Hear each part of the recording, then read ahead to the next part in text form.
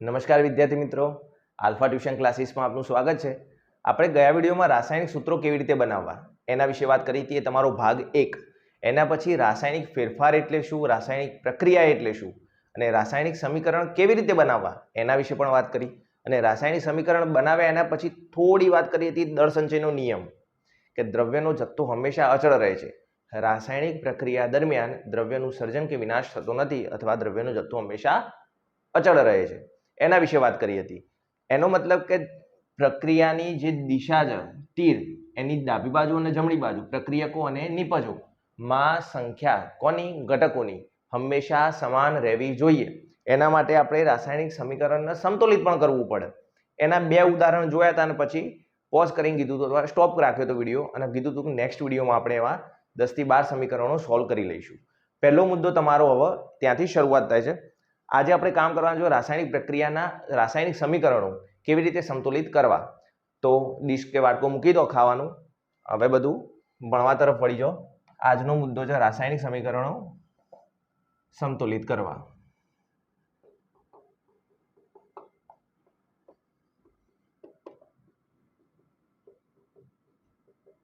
ખાતા ખાતા ના ભણાય.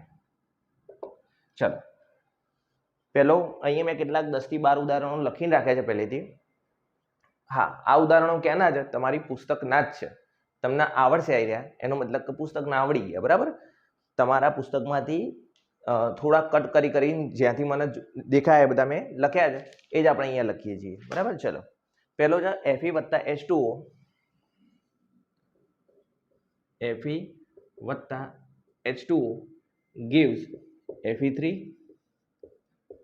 + H2, Fe3O4 + H2. આ સમીકરણને સંતુલિત કરવાનું છે. કેવી રીતે કરીશું? જો પહેલા જોઈ લે. Fe આ શું છે? પ્રક્રિયકો. ચલો, આ પેનથી જ લખું છું, નહીં મજા આવે. ચલો, આ બાજુ છે પ્રક્રિયકો અને આ બાજુ છે નિપજો. પ્રક્રિયકોમાં કોણ કોણ છે? Fe, H અને O. Fe, H અને O. તો નિપજોમાં પણ શું હશે? Fe, H અને O. જુદું શું પડશે? એની સંખ્યા અથવા ઘટકોની સંખ્યા. ચલો, Fe અહીંયા 1 છે, H અહીંયા 2 છે, O 1 છે. આ બાજુ જોઈ લો, Fe 3, H 2 છે અને O 4. જો તમને શોર્ટકટ આપી દઉં, શોર્ટકટ તો આમાં ના કહેવાય, આ જ રીતથી તમારે કામ કરવું પડશે. H અને O જ્યારે આવતા હોય ને ત્યારે એને પહેલા ધ્યાનમાં લેવાના નહીં. જો એ 2 જ હોય તો પછી એને ધ્યાનમાં લેવાના, નહીં તો પ્રાયોરિટી આ બેને નહીં આપવાની. ધાતુ કે અધાતુ જે બીજા આપે છે એમને પ્રાયોરિટી પહેલા આપો. ચલો, અહીંયા 1 છે, અહીંયા 3 છે. તો પ્રક્રિયકોમાં Fe ને કેટલા વડે ગુણી દઉં? 3 વડે. તો Fe ના 3 વડે ગુણ્યા તો Fe ક્લિયર થઈ ગયું, ખબર પડે. તો અહીંયા Fe 3 થઈ ગયા, Fe 3 હતા જ. ચલો, હવે હાઇડ્રોજન તો સરખા જ છે, જુદું શું છે? ઓક્સિજન. તો ઓક્સિજનને સરખા કરવા માટે શું કરું? પ્રક્રિયકોના ઓક્સિજનને 4 વડે ગુણી દઉં. ઓક્સિજનને 4 વડે ગુણવું એનો મતલબ આગળ 4 વડે ગુણવું પડશે. તો જો ઓક્સિજન તો 4 થઈ ગયા, પણ એની સાથે સાથે હાઇડ્રોજન કેટલા થઈ ગયા? 4 દુ 8 થઈ ગયા. તો અહીંયા 8 કરવા માટે શું કરવું પડે? 4 વડે ગુણવા પડે. તો ગુણી દે 4 વડે. આ તમારું રાસાયણિક સમીકરણ સંતુલિત થઈ ગયું. હવે તમને એક રીત આવી જાય કે ગુજરાતીમાં લખીને આપો, એટલે એક વાક્ય અનુસાર કે આયન અને પાણી વચ્ચે પ્રક્રિયા થઈ, ફેરિક ઓક્સાઇડ અથવા ફેરિક કે ફેરક્સ ઓક્સાઇડ ના કહેવાય, Fe3O4 જ કહી શકાય, કારણ કે આની અંદર આ સમીકરણ એવું છે કે જેમાં 2 Fe છે, 2 Fe છે એ +3 સ્વરૂપે છે અને 1 Fe છે એ +2 સ્વરૂપે, બરાબર. એ ધ્યાનમાં રાખીશું. એટલે આનું નામ આપવું હોય તો ફેરિક ઓક્સાઇડ આપી શકીએ છીએ. બરાબર, સમીકરણ સંતુલિત થઈ ગયું. બીજી રીત શું હોય કે તમને આવી રીતે પૂછે, X Fe + YH2O gives Z Fe3O4 + AH2 માં X, Y, Z અને A ની કિંમત જણાવો. તો શું કહીશું? x બરાબર દેખાય છે ને 3, y બરાબર 4, z બરાબર અહીંયા કેટલા છે? કશું ના આવે એટલે શું હોય? 1 અને a બરાબર 4. ચલો જોઈ લો. ચલો પૂરું થઈ ગયું. તો આગળ વધીશું. આને જવા દઉં છું. ખબર પડશે ને, બે રીતે પૂછી શકાય. આને બે રીતે પૂછી શકાય. એક, રાસાયણિક સમીકરણ સંતુલિત કરો, ડાયરેક્ટ તમને આપી દે. બીજી રીત શું છે? તો કે એક્સ વાય ઝેડ એ હવે કોઈ પણ તમને આલ્ફાબેટ આપી શકો. એની અંદર એક્સ વાય ઝેડ આપો એવું જરૂરી નથી, કોઈ પણ રીતે આપી શકો. અને એક બહુ ભારે મેથડ, એટલે તમારા પરીક્ષામાં જો પૂછવું હોય પેપર ભારે કરીને, તો ગુજરાતીમાં તમને વાક્ય જ લખીને આપો. તમારે સમીકરણ જાતે બનાવવાનું અને સંતુલિત પણ કરવાનું. બરાબર? ચાલ બીજું છે હાઇડ્રોજન વત્તા ક્લોરીન, હાઇડ્રોજન ક્લોરાઇડ. ચાલ બીજું છે હાઇડ્રોજન વત્તા ક્લોરીન, એમાંથી બને છે હાઇડ્રોજન ક્લોરાઇડ. હાઇડ્રોજન અને ક્લોરીન જોડાય, H+1 Cl - 1 HCl. ચલો સંતુલિત કરવાનું છે. જો આમાં તો કઈ ભાગ કરીને લખો નહીં તો એ ખબર પડી જાય. કેવી રીતે? 2H છે તો 2 વડે અહીંયા ગુણી દો, તો જો Cl2 થઈ ગયા, Cl2 થઈ ગયા. સમીકરણ સંતુલિત. આવું બીજું ઉદાહરણ તમે શું લઈ શકો? H2 વત્તા O2, H2O. 2 વડે ગુણ દો અહીંયા, પણ અહીંયા જો H4 થઈ ગયા તો અહીંયા 2 વડે ગુણવા પડશે. ના ખબર પડે તો આપણી મુખ્ય મેથડ તો છે જ. શું કરીશું? પ્રક્રિયકો આ બાજુ નિપજો. પ્રક્રિયકોમાં H અને O, આ બાજુ પણ H અને O. ચલો હાઇડ્રોજન 2 હતા, ઓક્સિજન પણ 2 હતા. હાઇડ્રોજન 2 હતા, ઓક્સિજન 1 હતો. 2 કરવા માટે 2 વડે ગુણ્યા તો હાઇડ્રોજન 4 થઈ ગયા. 4 કરવા માટે 2 વડે ગુણ્યા, 2 વડે ગુણ્યા. બરાબર? બંનેમાં સેમ જવાબ જ આવશે. તમે જેટલી પ્રેક્ટિસ કરશો એટલું તમે આ લખવાથી છુટકારો મેળવશો. નીચેનું લખવું જરૂરી નથી. ચલો એના પછી બેરિયમ ક્લોરાઇડ અને એલ્યુમિનિયમ સલ્ફેટ. બહુ મજાનું છે.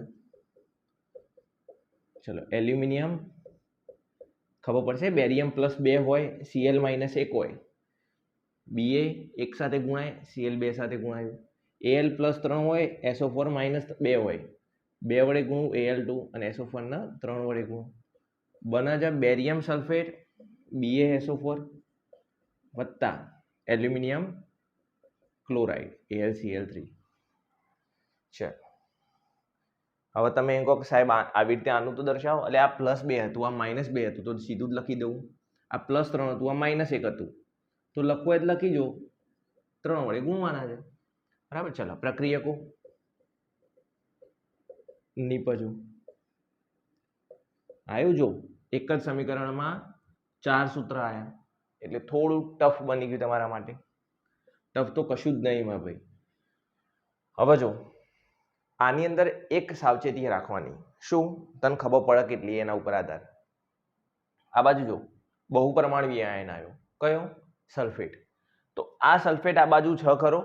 હા, અસ્તિત્વ ધરાવે છે.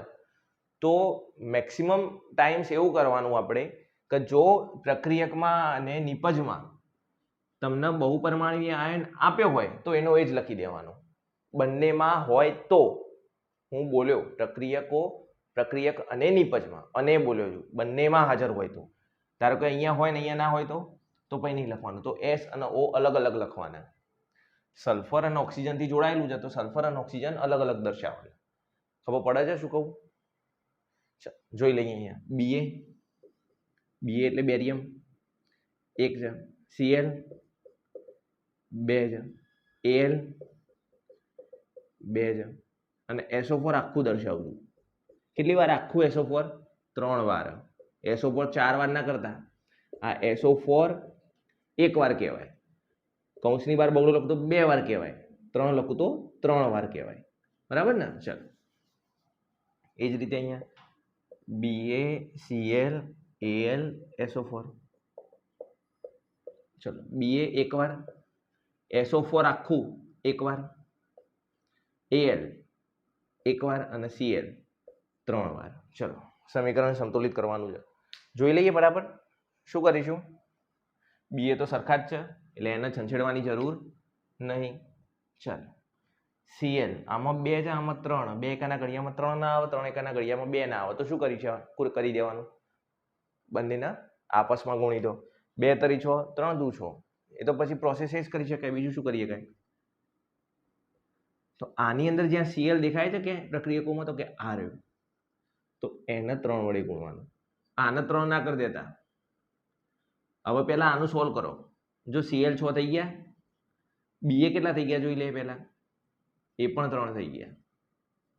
બરાબર, સાથે કરતું જવાનું. નહીં તો જો આ કરીને પછી આ ભૂલી ગયા તો છેલ્લે એરર આવશે, ભૂલ આવશે અને મળશે નહીં તમને. સીએલ અહીંયા જ, તો એને કેટલા વડે ગુણવાના છે? 2 વડે. 2 વડે ગુણ્યા તો સીએલ તો 6 થઈ ગયા, પણ એલ કેટલા થઈ ગયા? 2. બરાબર. જો ગુણો જો એમાં ગુણાકાર દર્શાવ્યો અને ગુણાકારના લીધે સુધરી જાય એ ગોળ રાઉન્ડ કરીને લખું છું.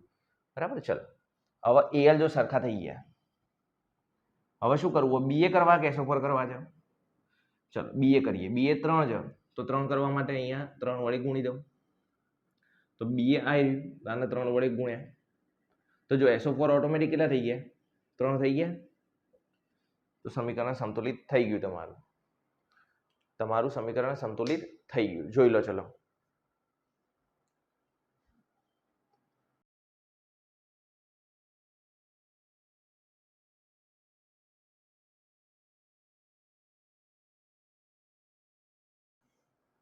આના પછીનું છે Na વત્તા H2O. પાંચમું છે Na વત્તા H2O gives NaOH વત્તા H2. ગજબ સાહેબ, કશી ખબર પડે એવી નહીં આમાં તો. જોઈ લઈએ. ચલો પ્રક્રિયકો, નિપજો. એક Na છે, એક H છે અને એક O છે. Na એક વાર, H 2 વાર અને O 1 વાર. આ બાજુ એનું એ જ હશે, Na H અને O. અક્ષર ખરાબ આવે છે પણ આપણે જોવાનું શું હોય? રીત. ચલો Na એક વાર છે, O એક વાર છે અને H 3 વાર. આવું નહીં કરવાનું, આવું નહીં કરવાનું. ખબર ના પડી સાહેબ, 3 તો જ, 1 વત્તા 2 3 તો જ, પણ તોય નહીં લખવાનું. શું લખવાનું? 3 એટલે 1 વત્તા 2. અલગ દર્શાવવા. જ્યારે કોઈ તત્વ અથવા કોઈ ઘટક વહેંચાઈ ગયો હોય તો એને અલગ જ દર્શાવો. હવે માની લે અહીંયા 3 હતા, તો તું અહીંયા 3 અને 2 હરખા કરવા માટે 3 વડે, અહીંયા 2 વડે ગુણો, તો આને 2 વડે ગુણવાના. કોને 2 વડે ગુણે? આના કાના. ખબર પડે શું કહું? ધારો કે ત્યાં અહીંયા આજે 2 વત્તા 1 લખીને કે 3 લખ્યા હતા અને 2 વડે ગુણવાના થાય, તો તું કોને 2 વડે ગુણે? આના કે આના? બંને. એવું ના કરાય ને પણ, કારણ કે એનાથી બધું બગડે. બરાબર, એટલે એને અલગ દર્શાવવાના. 1 વત્તા 2. ચલો હવે જોઈ લઈએ. Na સરખા છે, O સરખા, ખાલી H જ સરખું નહીં, એ કરવાના છે સમાન. તો જો આવું જ્યારે હોય ને ત્યારે યાદ રાખવાનું કે આવું જ્યારે એક H આપ્યો હોય, એક O આપ્યો હોય, ત્યારે એને એકી સંખ્યાની બેકી સંખ્યા કરવાથી ઝડપથી જવાબ આવે. એકી સંખ્યાની બેકી સંખ્યા કરવાથી નજીકની બેકી સંખ્યા કઈ બની જાય? 2 વડે ગુણવાથી. આને હું 2 વડે ગુણી દઉં, એનો મતલબ કે H હતો એને 2 વડે ગુણ્યા, તો જો Na 2 થઈ ગયો અને O પણ 2 થઈ ગયા. એને અહીંયા સરખા કરું તો Na ને 2 કરવા માટે અહીંયા 2 વડે ગુણ દઉં અને O ને 2 કરવા માટે અહીંયા 2 વડે ગુણું, તો 2 વડે ગુણ, તો H 4 થઈ ગયા. અહીંયા કેટલા? 2 ને 2 4 જ થઈ ગયા. જો સમીકરણ સંતુલિત થઈ ગયું. ખબર પડી? જ્યારે અહીંયા H અને H અલગ અલગ દર્શાયેલા હોય, O અને O અલગ અલગ દર્શાયેલા હોય, કોઈ પણ ગમે તે ઘટક આપ્યો હોય અલગ અલગ દર્શાયેલો હોય, ત્યારે આપણે અલગ અલગ જ દર્શાવવાના, તો જ ઝડપથી જવાબ આવશે, નહીં તો અટવાઈ જશો. ચલો જોઈ લો.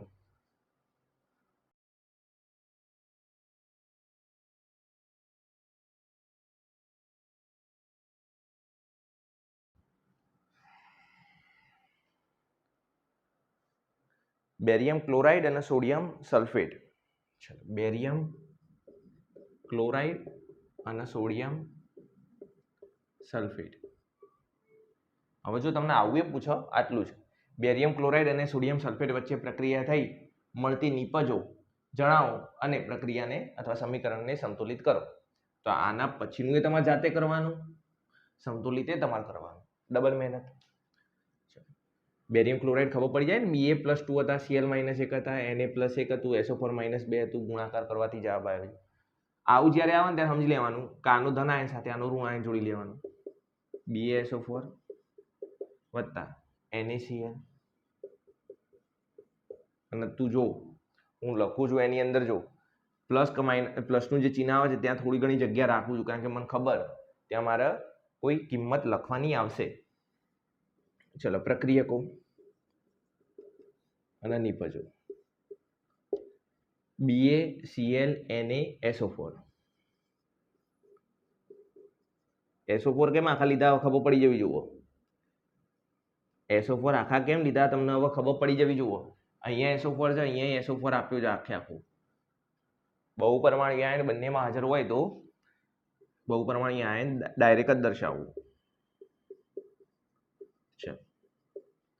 પહેલા પ્રક્રિયકોમાં જોઈ લો. Ba1 Cl2 Na2 SO4 1. SO4 એક વાર, બરાબર, કૌંસ હોત અને બગડો લખ્યો તો 2 વાર થોત. આ 4 વાર નહીં, ઓક્સિજન 4. ચલો Ba1 Cl1 Na1 અને SO4 1. તો Ba અને SO4 તો ઇક્વલ જ છે, ખાલી Na અને Cl માં જુદું છે. તો હું Cl ને અહીંયા 2 વડે ગુણ દઉં તો Cl મને અહીંયા દેખાય 2 વડે ગુણ્યા તો Na ઓટોમેટિક કેટલા થઈ ગયા? 2 થઈ ગયા. સમીકરણ તમારું સંતુલિત થઈ ગયું. સમીકરણ તમારું સંતુલિત થઈ ગયું. ચાલો સાતમું. CaO વત્તા H2O gives CaOH twice. જો આ સમીકરણ બહુ મસ્ત સમીકરણ છે, યાદ રાખજો, ભવિષ્યમાં કામ લાગશે. કેમ? CaO એની અંદર હું H2O ઉમેરું તો એમાંથી બને CaOH twice. આની અંદર હું કાર્બન ડાયોક્સાઇડ ઉમેરું તો આમાંથી મને મળે CaCO3 અને H2O છૂટું પડી જાય. બરાબર. આને હું ગરમ કરું તો CO પાછું બની જાય. ફરીથી એમાં પાણી ઉમેરું તો આ બની જાય. ફરીથી એમાં CO2 ઉમેરું આ બની જાય. સતત બનતું રહે. યાદ રાખજો, આને કહેવાય કેલ્શિયમ ઓક્સાઇડ.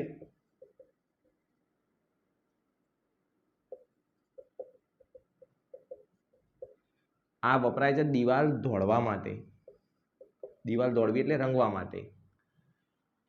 જો પ્રશ્ન સમજે, દિવાલ દોડવા માટે વપરાતો ઘટક પદાર્થ તો CaO. દિવાલ દોડવા માટે વપરાતું દ્રાવણ તો કેલ્શિયમ હાઇડ્રોક્સાઇડ, ચૂનાનું નીતર્યું પાણી. અને કેલ્શિયમ કાર્બોનેટને કહેવાય ચૂનાનો પથ્થર. સાહેબ શું લઈને બેસી ગયા બધું? પણ આ યાદ રાખજે, પરીક્ષામાં હેરાન કરશે તમને, ભૂલીએ જશો. CaO ના બીજું નામ કહેવાય ક્વિક લાઇમ, નાને કહેવાય સ્લેક ડાઇમ. બરાબર, આને ચૂનાનો પથ્થર. ચલો જોઈ લે. આપણે પછી સમીકરણમાં જ જતા રહીએ.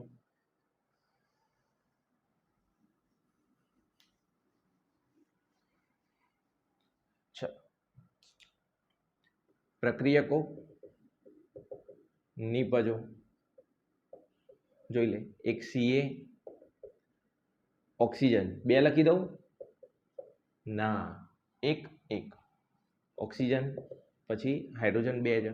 આ બાજુ જોઈ લે. Ca1 ઓક્સિજન કેટલા છે? OH twice. OH ટ્વાઇસ નો મતલબ શું થાય? O પણ 2 વાર, H પણ 2 વાર.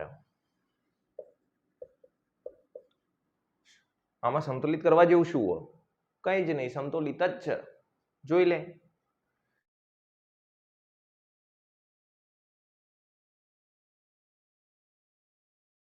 ચાલો આઠમો. લેડ નાઇટ્રેટ ને ગરમ કરતા Pb+2 NO3 - 1 Pb NO3 twice ને ગરમ કરતા લેડ ઓક્સાઇડ, નાઇટ્રોજન ડાયોક્સાઇડ અને ઓક્સિજન વાયુ. ચલો આને સંતુલિત કરવાનું છે. પહેલા જોઈ લે પ્રક્રિયકો. NO3 આખે આખા લખાય? હવે ના લખાય. કેમ? કારણ કે અહીંયા NO3 અહીંયા છે જ નહીં, NO2 જ. ધ્યાનથી જોજે. ચલો શું લખીશું? Pb એક વાર, N બે વાર, O 6 વાર. ક્યાંથી લાયા? N બે વાર છે, O3 બે વાર, O3 + O3 O6. O6 બન જ નહીં કદી, પણ તોય હવે આપણે O 6 વાર એમ. Pb એક વાર, N એક વાર અને ઓક્સિજન 1 2 3 4 5. 5 લખું? ના, 1 + 2 + જો તને ખબર પડે તો આ સંતુલિત થઈ જાય કરવા જઈએ તો માત્ર શું કરવાનું છે? 2 વડે ગુણવાના. દેખાય? થઈ જાય ને? કરી દઈએ તો ફટ લઈને.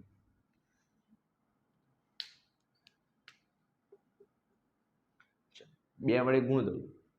ઓના પહેલા ઓના 2 વડે ગુણું છું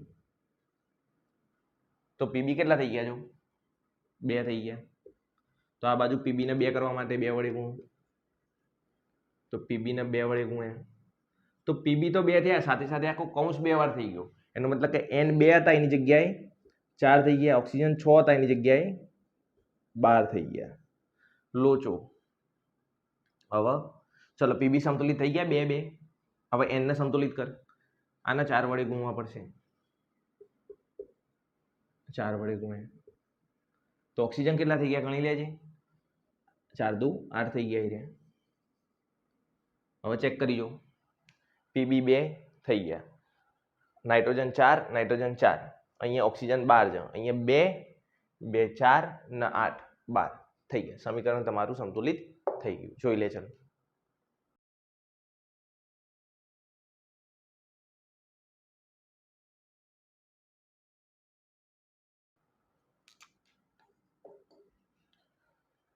MnO2 + HCl, manganese oxide + HCl.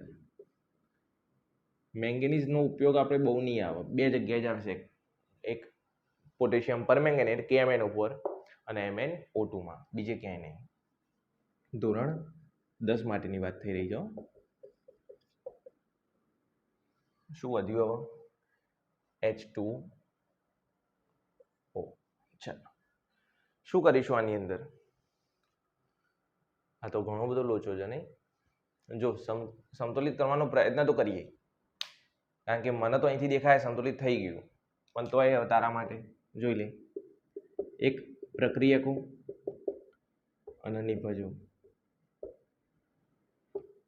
એક મેંગેનીઝ, ઓક્સિજન 2 છે, હાઇડ્રોજન 1 અને Cl, ક્લોરીન 1. ચલો આ બાજુ જોઈ લે.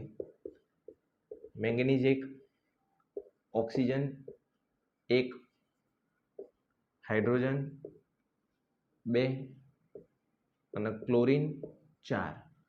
4 નહીં લખતો એની જગ્યાએ શું લખું? 2 + 2 છે ને? 2 અને 2 સંતુલિત કરવાનું છે. કેવી રીતે કરવું કે જો પહેલો રસ્તો તો આ જ છે, 2 વડે ગુણ દઉં તો ઓક્સિજન 2 થઈ ગયા. આ તો કમ્પ્લીટ જ છે. આના કરી દઉં તો 2 વડે. તો હાઇડ્રોજન કેટલા થઈ ગયા? 2 દુ 4. આને 4 કરવા માટે 4 વડે ગુણ દઉં, 4 વડે ગુણ તો ક્લોરીન કેટલા થઈ ગયા? 4. હતા કેટલા ક્લોરીન? 4. સમીકરણ સંતુલિત થઈ ગયું. સાહેબ તમે ના પાડી હતી ઓક્સિજન અને હાઇડ્રોજનને પહેલા નહીં અડવાનું, તમે તો શરૂઆતથી જ કર્યું. તો જો તું આવું સમજ, તે આવું ના કર્યું હોત તો તે આવું કર્યું હોત. જોઈ લે. જો ઓક્સિજન અને હાઇડ્રોજન તું ના અડ તો કેવી રીતે કામ થયું હોત એ જોઈ લે.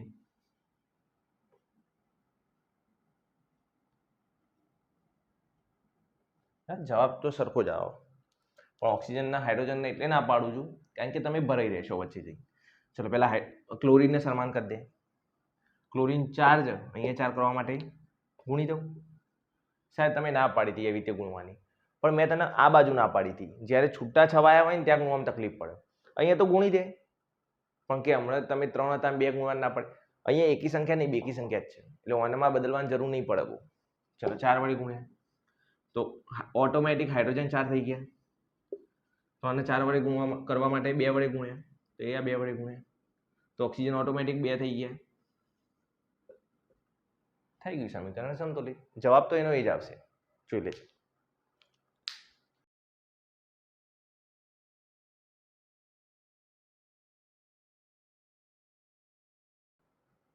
10મું કેલ્શિયમ હાઇડ્રોક્સાઇડ વત્તા carbon dioxide gives calcium carbonate વત્તા પાણી.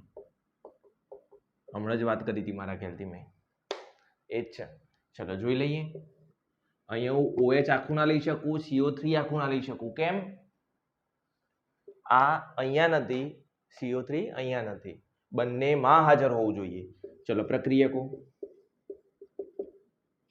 એક કેલ્શિયમ, ઓક્સિજન કેટલા છે? 2 અને 2. હાઇડ્રોજન તો કે 2 અને એક કાર્બન છે. આવી ગયું ને? કેલ્શિયમ, ઓક્સિજન, હાઇડ્રોજન અને કાર્બન. આવી ગયું બધું. ચલો આ બાજુ નિપજોમાં કેલ્શિયમ, ઓક્સિજન, હાઇડ્રોજન અને કાર્બન. ચલો કેલ્શિયમ 1, કાર્બન 1, ઓક્સિજન 3 વત્તા 1 અને હાઇડ્રોજન 2. જો કેલ્શિયમ તો ઓલરેડી સમાન જ સમતુલિત જ છે, તો એને છંછેડવાની જરૂર નહીં.